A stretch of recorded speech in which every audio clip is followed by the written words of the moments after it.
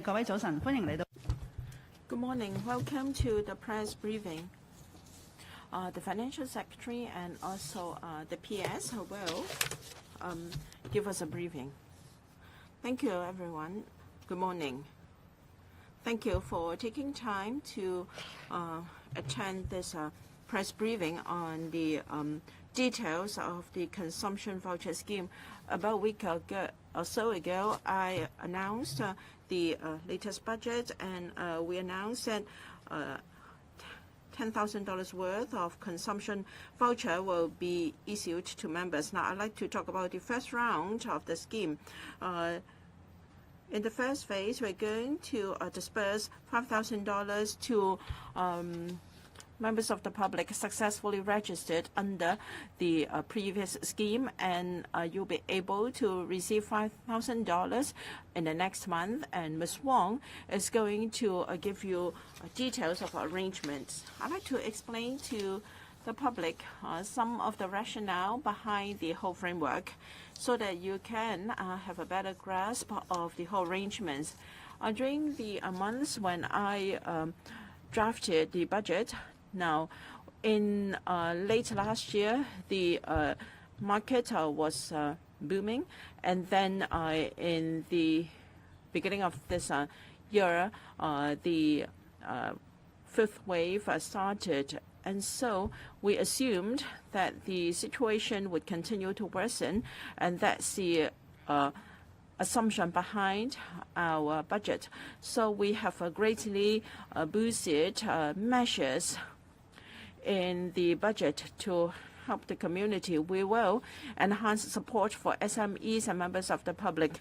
We are going to introduce $10,000 worth of consumption voucher, and also introduce the rent enforcement moratorium. We planned to launch the consumption voucher scheme during the summer vacation, but taking into account the hardship faced by the community, I've decided to advance the first installment to April. A lot of coordination work is involved before this can be done. Although details of registrants are still with us, but then we have to update the computer system before we can ensure that the 6 million odd people in Hong Kong can automatically receive the voucher without further procedures. But of course, some members of the public might have lost their card, or their store value facility is no longer valid. They have to make some adjustment. But then the design of this scheme is to ensure that people who are still using their old Octopus card and store value facility can very simply receive the first phase disbursement of the voucher. I will now give the floor to Ms. Wong to brief you on the latest scheme. Thank you. Under the new consumption voucher scheme, we are going to disperse each eligible Hong Kong permanent resident and new arrivals aged 18 and above consumption voucher equivalent to $5,000 to $10,000 by installment. Now, for phase one, we will disperse $5,000 to persons successfully registered under the previous scheme, and in the second phase, and then the remaining amount will be dispersed to eligible members when things are ready. And then eligible persons in phase one will receive $5,000 worth of voucher, and newly eligible registrants will be given 10,000 vouchers by installment. So we're going to benefit 6.3 million people, as stressed by the Financial Secretary. If the store value facility accounts for receiving the last round of consumption vouchers are still valid, then they don't have to do anything. There is no need to make any application or do anything. So the arrangement will be like when they received a second installment last year. Automatically, the money will go into the account, so they it's just like that they have an extra or another installment of the voucher. But then some members of the public might have cancelled their old store value facility, or they might have returned or lost their registered Octopus card, and the registrant will not be able to receive the voucher. So within a specified period, they will have to update their registration record on store value facility account using the same store value facility. Now, in phase 1, we allowed people to update their registration account on the basis that they have lost or returned their registered Octopus cards. Last time, we had given you 3 store value facilities to choose from. Now, if you have used facility A now, because that account is now invalid, you have to still register with the same facility for the new installment. Well, you may say that I don't know whether my old account is no longer valid. You can do the following. Now, for electronic wallet, even if you haven't used it for a long time, the account is still valid. Most people can approach the operator of the store value facility used for hotlines or telephone numbers. You can go to our Consumption Voucher Scheme website, and you can confirm with the operator whether your facility or your account is valid. And some may have a few Octopus cards and you've forgotten which card has been registered under the scheme. So do you have to change or update the account? Well, you just call the Octopus card hotline. You provide the number of your card, and then the hotline will confirm whether you have registered using that card. Or you can click on to the website of Octopus card or use the app. So you just input your card number, and then you can confirm whether the card has been registered. So you have to confirm whether your account is still valid. If it is, then you don't have to do anything. You'll be able to receive the first installment. For the methods of issuing or receiving usage and coverage of the consumption voucher, they are just the same as that of the 2021 scheme. So you just go to the website for details. Disbursement timetable is in April. Well, depending on the latest development of the epidemic and related arrangements, we will announce the exact disbursement date later. Now, through Alipay Hong Kong, Tap and Go, and WeChat Pay Hong Kong, now if you are using these store value facilities, you'll be able to receive $5,000 in one go in April. And expiry date is a bit longer than what it was last year. It will be on the 31st of October this year. Now, if you're using Octopus to receive the voucher, then same as last year, you're going to receive the money in 2 phases. The first $4,000 will be disbursed on a day in April, similar as the arrangement for the other 3 store value facilities. And for the second voucher, equivalent to $1,000. Now, when you have cumulatively spent $4,000, then the second voucher of $1,000 will be disbursed on the 16th in the following month. So once you have reached the eligible spending amount, you'll be able to receive the remaining $1,000 on the 16th day in the following month. For details, you can visit our website. As said, we will give out the first installment in April worth $4,000. So now if you have spent cumulatively $4,000, then the soonest for you to receive the remaining $1,000 is on the 16th of June. And then, so long as you've spent $4,000 by the 31st of October, you'll be able to get the last $1,000 by the 16th of November 2022. We will provide sufficient flexibility, and the members of the public would have regard to their own situation, depending on the COVID situation. You spend the money faster, then you will get the remainder of $10,000. But the deadline would be the 16th of November 2022. There will be sufficient flexibility because we heard that some registrants were worried about going past the deadline without spending all the money. So there would be sufficient length of time and sufficient flexibility for the registrants. As we said, some members of the public have already got the account, the account has become invalid, or they have already lost the Octopus card. So starting from about 2 p.m. today through to the 25th of March, the members of the public can go through certain simple procedures to update their SVF account information.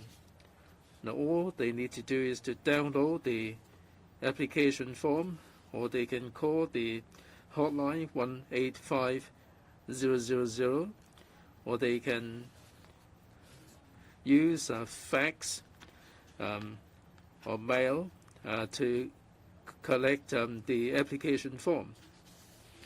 Once the form is filled in, it can be mailed to the GPO box.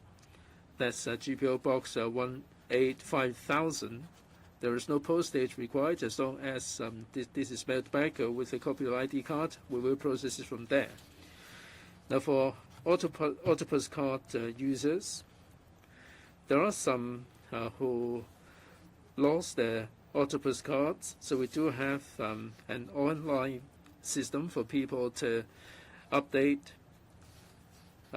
their record using another Octopus card to collect the first installment of the voucher. You can get the link from the web. Again, all you need to do is to fill in simple information. There is no need to upload the ID card copy. All we need is a registration reference number. I'm sure you must have received the text. It would not be difficult to get the information. Once they've registered, they would get this SMS as long as they get hold of the information from the mobile phone. Now, the designated phone number is 6059-1120, and some may say that they've already erased all the information. They haven't got the registration reference number. It doesn't matter. All you need to do is to call the hotline 185,000, and the registration reference number will be released back to the registered phone number. If the Octopus card has been lost or returned, they can use this means to register another Octopus card to collect the installment. Over the past couple of months, we've seen an application for JoyU card, and the cardholder may have returned the original Octopus card to the MTRC. That would be simpler for these people. We've made a special arrangement with the Octopus company. If people have the JoyU card and the registered Octopus card has been cancelled, and they want to collect the voucher using this JoyU card, all they need to do is to call this hotline 2969-5500 of the Octopus Card Limited, and they don't need to fill out any form at all. There may be some people who might need assistance despite the simple procedures, and they can call our hotline, or we do have the information posted online. There may be indeed some people who need some assistance. So starting from this afternoon at Mong Kok Tin Shou and Wan Chai, we have 3 service centers. Now, because of COVID, people will need to seek assistance by appointment. These centers, we do have our own staff as well as the Octopus staff there on hand to render assistance. So from this afternoon onwards, they can call the hotline 185,000 and they can make an appointment and turn up at the service center to get assistance. Now it is Monday to Friday, Monday to 9 to 6, and Saturday 9 to 1. But because of COVID, the opening hours might be susceptible to changes, and we hope that members of the public would resort to mailing or the online service, and if they encounter any difficulties, they can call the hotline or the Octopus hotline to seek assistance. That's for phase 1. As regards phase 2, like we said, for those who have collected 5,000 in the first phase, they will be dispersed the other 5,000 in the second phase for new eligible registrants, and they will be dispersed by with $10,000 vouchers by installment. In the second phase, in the first phase rather, we do not allow any changes to the SVF account. But for the second phase, we will open this up, and depending on their wishes and the needs, the members of the public can make their own choices, and we will be making the announcement about the SVF that will be taking part, and people can pick and choose their own desired SVF accounts. We are making the preparation now. All details will be announced in due course. As I said, all the information has been posted on the web.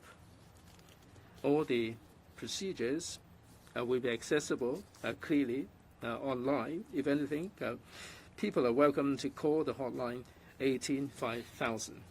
Thank you, Jesse. And this PowerPoint will be emailed to you. Any questions there? Please raise your hands if you want to put questions, and also identify the organization you represent. Lady in white. Now TV. Mr.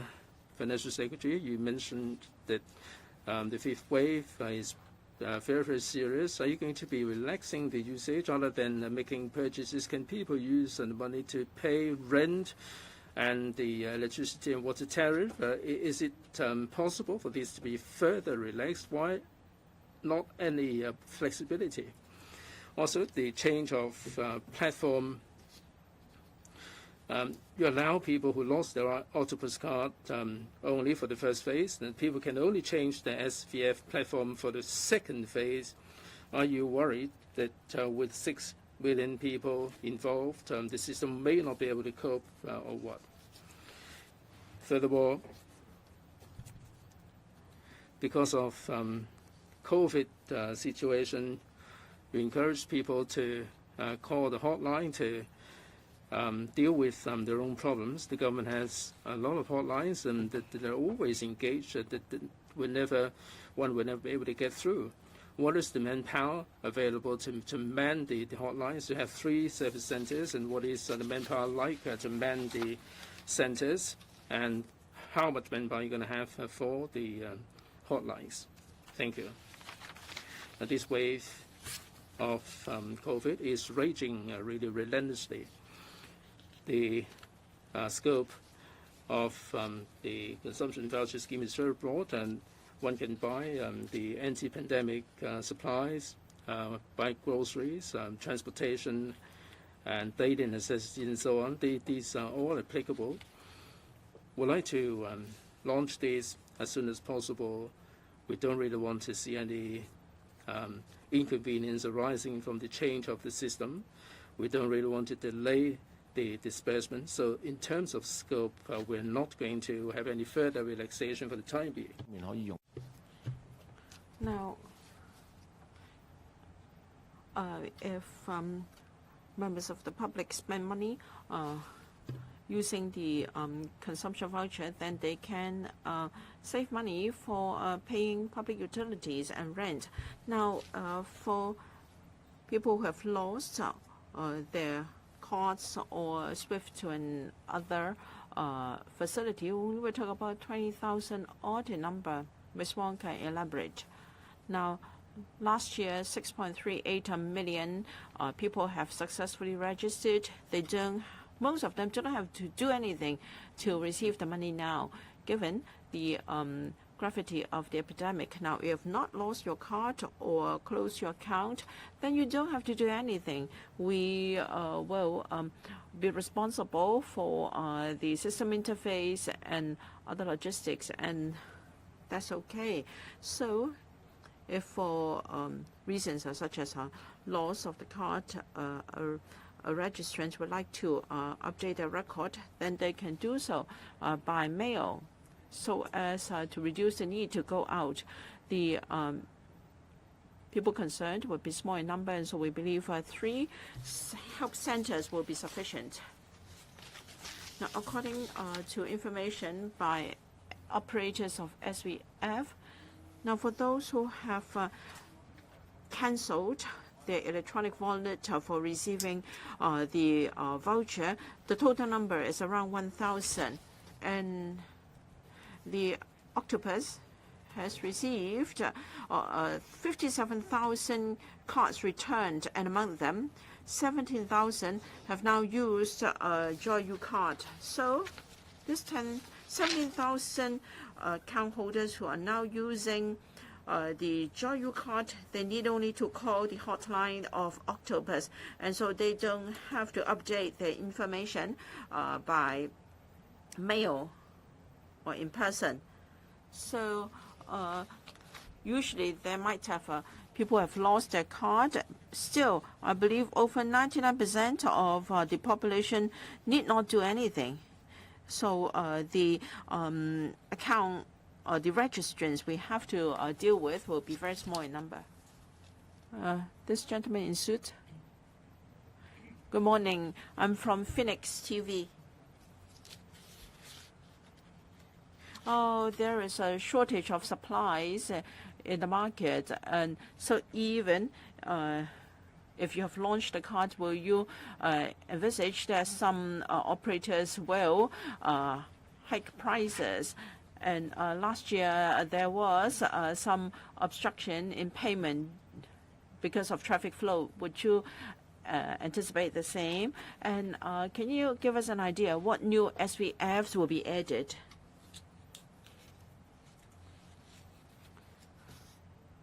Not long ago, because of the epidemic, some outlets may have the staff infected or under quarantine, and refilling the shelves and replenishing the stock were a bit of a problem. So that created some inconvenience.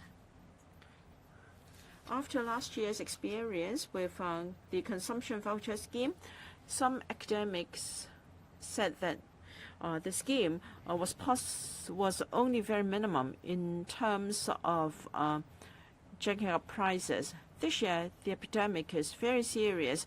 I appeal to the public to help one another, and I hope they will make better arrangements for the benefit of the public. And as for new SVFs, Ms. Wong is now approaching different SVFs operators. Perhaps she can give us an update. For phase 2, we have started our work similar to that of last year through the Hong Kong Monetary Authority. We've approached or we have given briefings to SVF operators we deem appropriate. We've invited views from them and taking into account a number of factors, including the popularity and user-friendliness and coverage of the SVF concerned, whether it has a related experience and the lead time for preparation. We will choose the right SVF. We hope that we can identify new SVF to promote beneficial competition and to provide more choices. Because of competition, last year SVFs and also shops were willing to provide different discounts or benefits for consumers, and this scheme will also promote the development of electronic payment system. So it will be helpful if we have more SVF, but we have just started our preparation. When that is ready, we'll announce the details. Now, some reporters were worried that last year there was a blockage in traffic. Now, after announcement by the FS, we have approached the 4 SVFs to make preparation. Last year, when the first installment was disbursed in August, yes, some individual SVFs had some hiccups. By the time we disbursed the second installment in October, things were rather smooth. This time, we will not have different batches. All 6.3 million people will receive the disbursement on the same day. Well, last year, all the vouchers have been disbursed, so the system has expired, and so the operators will have to update and test the system. After testing is completed, we will disburse the first installment in April. Well, we have been urging the operators. In last August, the first installment had some hiccups, and we have been monitoring and urging the operators to do better. This lady in beige shirt, jacket. Speaker is off mic. Let's have another microphone.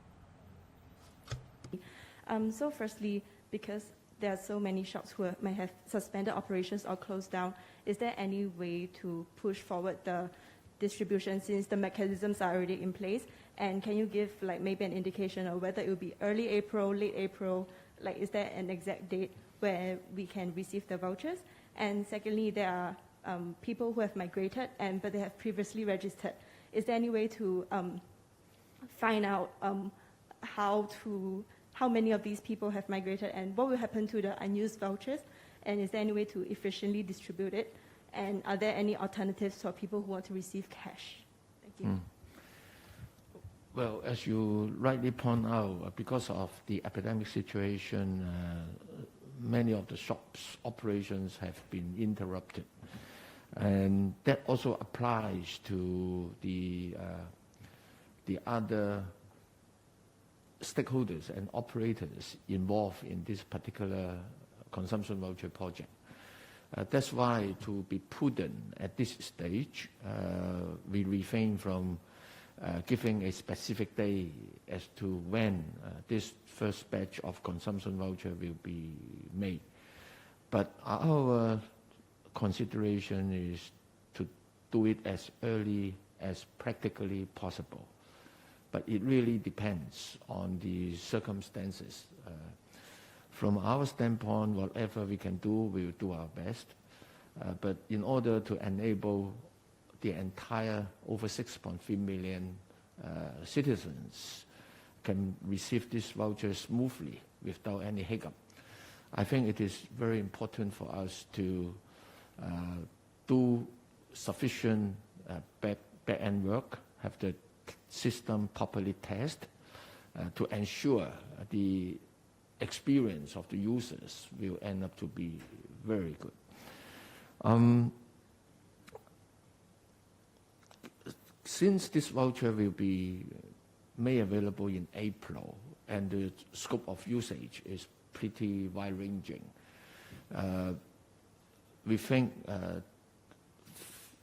switching into another mode by paying cash would take a lot more time and a lot more administrative procedures, and also would also involve the entire population probably would need to do another round of registration again, at least by providing us with their bank account numbers.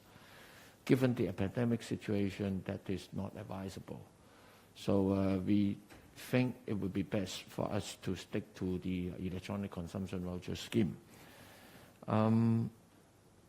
As to the possibility of people immigrated elsewhere, perhaps for this question, I can invite Jessie to share with you our work behind. Yeah. In fact, when we designed consumption vouchers scheme last year, we took into account this consideration. So we impose a residing in Hong Kong requirement. We require the registrants to indicate in the application whether they stay at least 1 day in Hong Kong in the past 2 years. Because in fact, we really don't have the definition of whether people has been immigrant. For example, even when a person left Hong Kong, we don't know when he or she will come back. So there's no definition of whether a person has been immigrant. So what we are trying to make sure that people receiving the vouchers are those who really stay in Hong Kong, so we impose the residing in Hong Kong requirement. And also, we need to bear in mind that for consumption vouchers, they need to be spent in Hong Kong for the local merchants. From the registration data, we find that, for example, for last year's consumption voucher scheme, according to the information of the Immigration Department, there should be about 7.2 million people who are eligible, apart from the residing in Hong Kong requirement, of course. It turned out that those successfully got the voucher is 6.3 million people.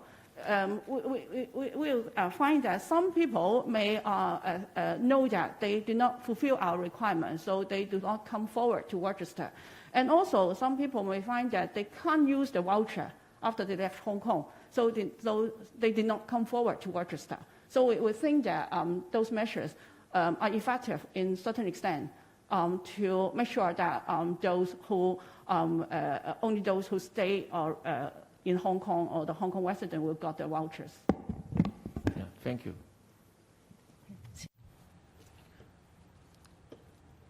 Lady in blue, TVB.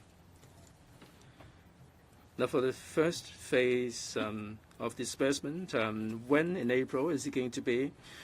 We noticed that there are many premises that have been closed that will not be reopened until April the 20th. Will you be dispersing the voucher after the 20th to help these premises? If the premises were to be closed continuously, would there be any particular measure? Now, this phase may be valid until October, but from previous experience, people would be spending it all within a fortnight once they get a hand on the voucher. How best are you going to be helping these premises in difficulties? Now, Mr. Financial Secretary, you said that many people would go to the supermarket to buy their supplies, anti-pandemic supplies. How can you make sure that only the supermarkets or the pandemic supplies operators will benefit the most to the exclusion of others? This first phase of voucher will make it convenient for the public of the 6.3 million who have successfully registered. 99% of them do not have to do a thing to get the consumption voucher. We have to do a lot of back-end work on a computer system to make sure that the whole thing is going to be operating smoothly and to give the users a good experience. So we do this some time for this. Now, we're also affected by the pandemic. As you are aware, there are different places where staff members come down with COVID, and that is detrimental to the operation. So at this point in time, it is not appropriate for us to pin down a specific date because we are prone to the COVID onslaught. Now, there are two phases to this consumption voucher scheme, and for the first phase, and many people, because of COVID, are under quite a lot of stress and would like to disperse this as soon as possible. I would like to get this out sooner rather than later. But because of the uncertainties, we cannot pin down a particular date. But be that as it may, we'd like to get this out sometime in April.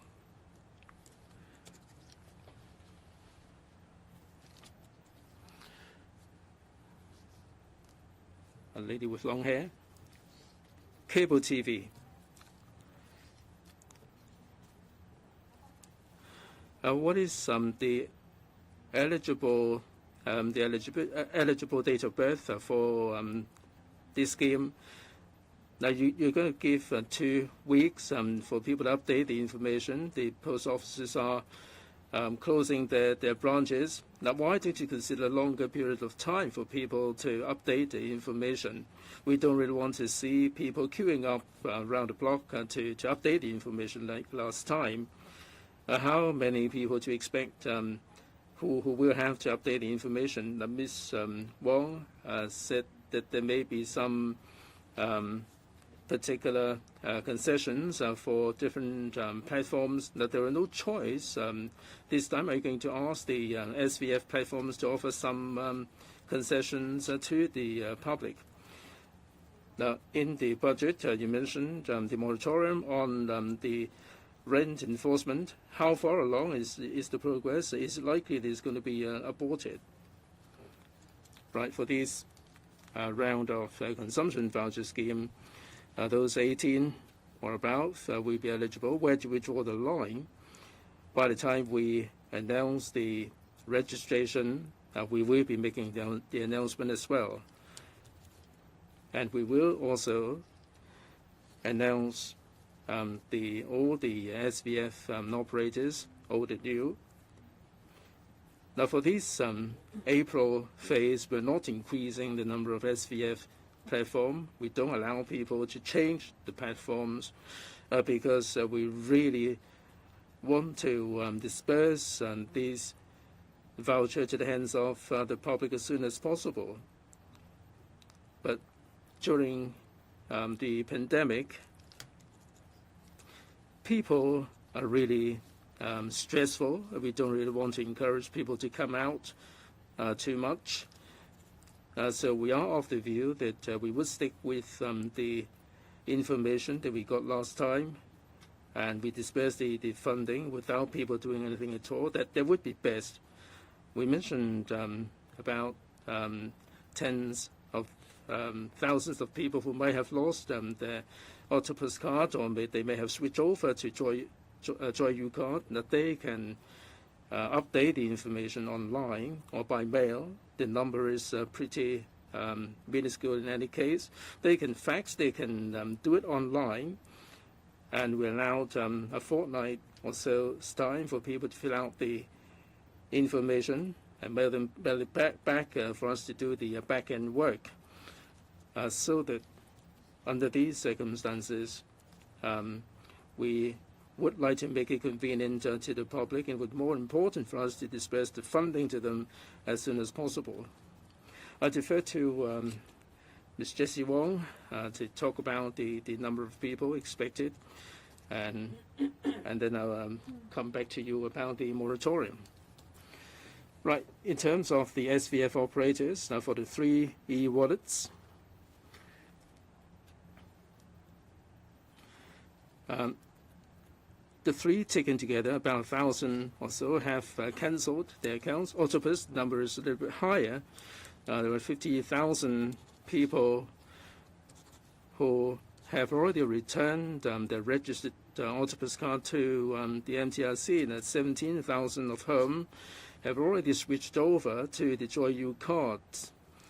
So for the Joy U card holders, if they want to collect the voucher using that card, all they need to do is to call the Octopus hotline to get it processed. I'd like to emphasize that 99% of the 6.3 successfully registered registrants, 99% of them don't have to do a thing at all, maybe 1% or about 10,000 thousands, there are tens of thousands of people who may need to update their information by mail or electronically. We should be able to handle this within a fortnight or so.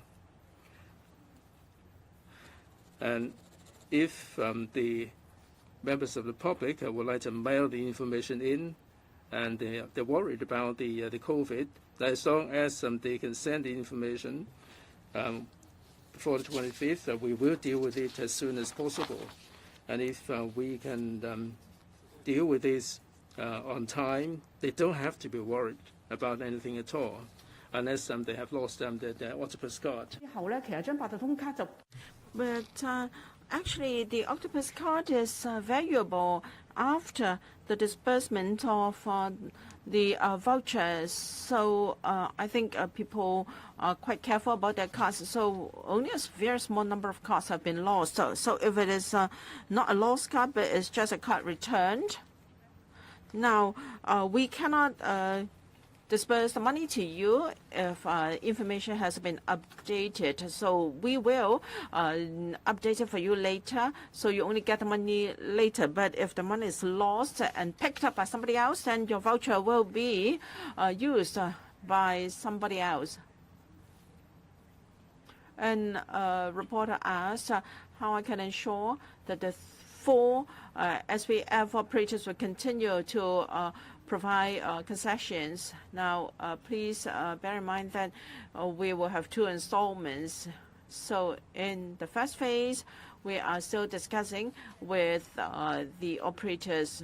The current 4 SVF operators might not be included in phase 2.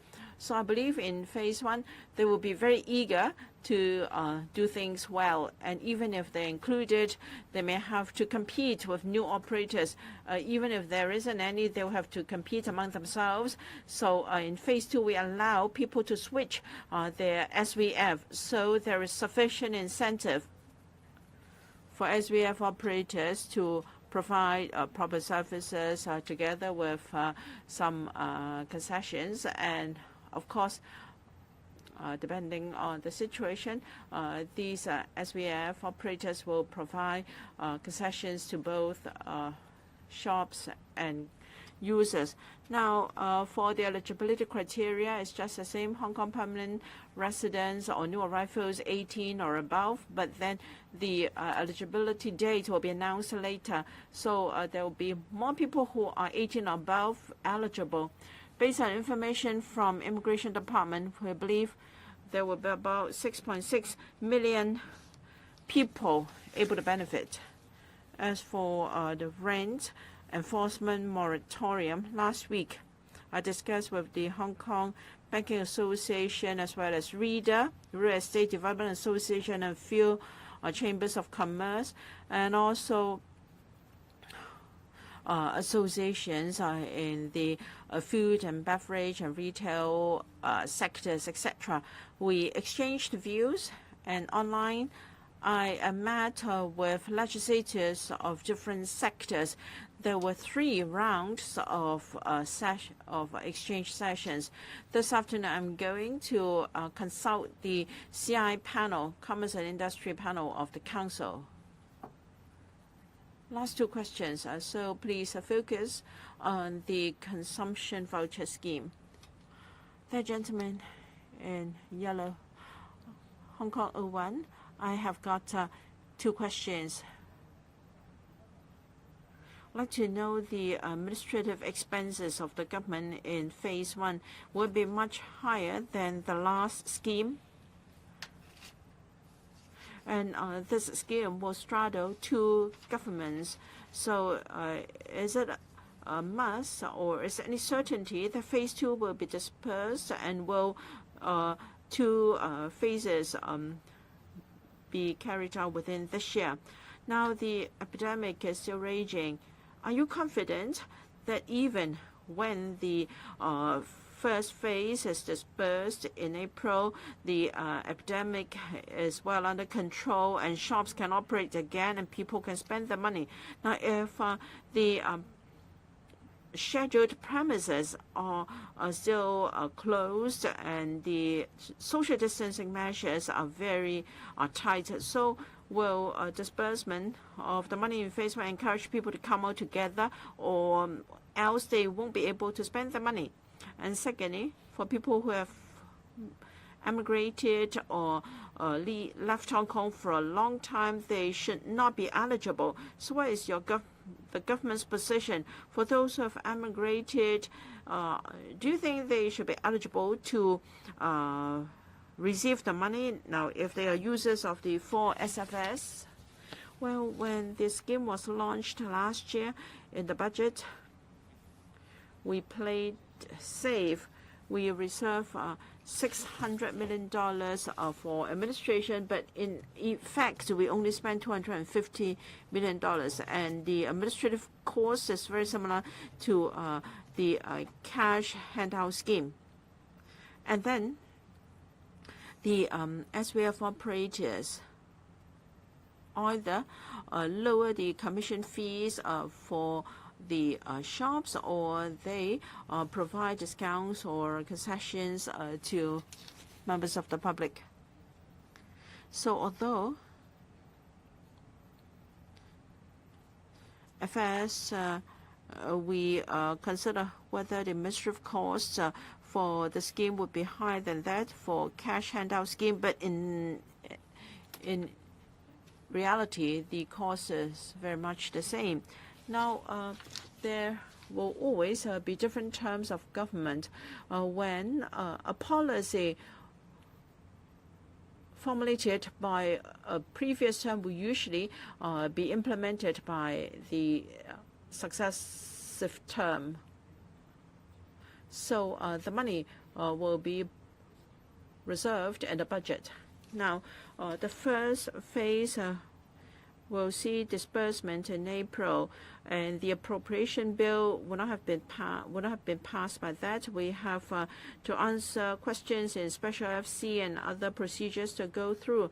So in March, we'll have to vote on account bill, and will include the $30 billion required for phase one. We'll make it very clear to legislators that when the vote on account is passed, then we can have disbursement in April for phase one. So when the motion is passed, we have money to carry out phase one. And the appropriation bill will be passed by LegCo in May. By then, we will have sufficient resources to carry out phase two. You said that the epidemic is serious now, and whether disbursement of the voucher would not be able to achieve its desired effect. Yes, the epidemic is serious, but at the same time, we see that starting from the middle of February, the presidency has given instructions and guidance to the Hong Kong SAR, and the central government has also given us full support.